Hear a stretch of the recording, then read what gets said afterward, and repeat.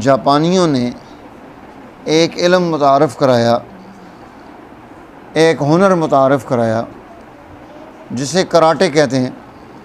آپ نے دیکھا ہوگا کہ وہ جو ہے نا جی نوجوان بچے جو ہیں نا وہ سیکھتے ہیں، ہاتھوں پاؤں کا استعمال کرتے ہیں، کک مارتے ہیں۔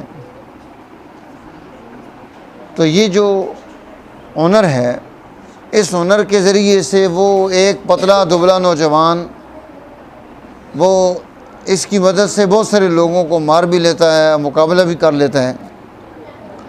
کہتے ہیں کہ یہ جس نے اس کراٹے کنگ فو اس سسٹم کو شروع کیا تھا، جب وہ بوڑھا ہو گیا تو اس نے ایک دن اعلان کیا کہ میں آج بھینسے کے ساتھ مقابلہ کروں گا۔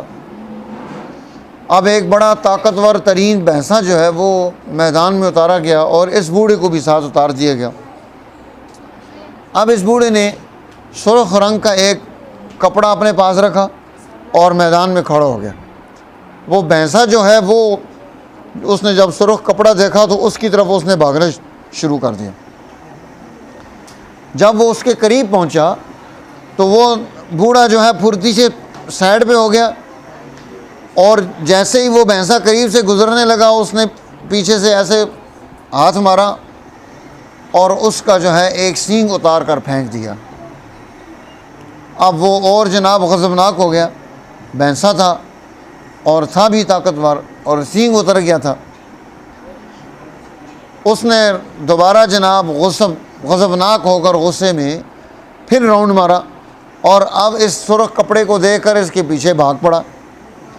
جب یہ یہاں پر پہنچا، یہ پھر تھوڑا سا سائڈ پہ ہوا اور جب وہ تھوڑا آگے نکلا تو اس نے دوبارہ ہاتھ مار کر اس کا دوسرا سینگ جو ہے اس کو بھی اتار دیا۔ اب تو بھینسا جناب بہت غصے میں بھرا ہوا اور اس کے آگ کے جو ہے نا جی وہ انگارے بنے ہوئے اس کی آنکھیں، اور فاں فاں کی آواز نکل رہی ہے اس کی ناک سے، دھواں نکل رہا ہے اور صحیح غصے میں ہے۔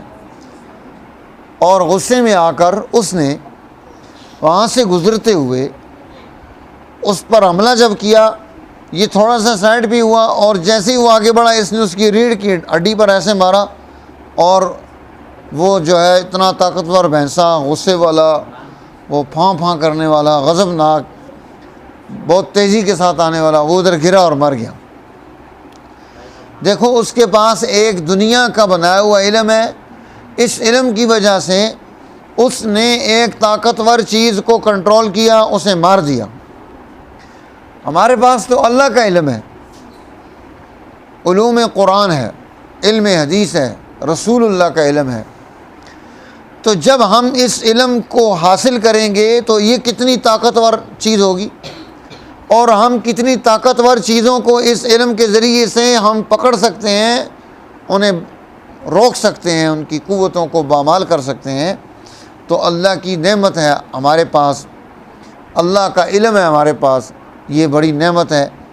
اپنے اس علم کی ہمیں قدر کرنی چاہیے، اس پر محنت کرنی چاہیے، اس پر فخر کرنا چاہیے، یہی ہماری کامیابی کی بنیاد ہے۔ اللہ تعالیٰ میں اپنے علم کو سنبھالنے کی توفیق نصیب فرمائے۔ شکریہ۔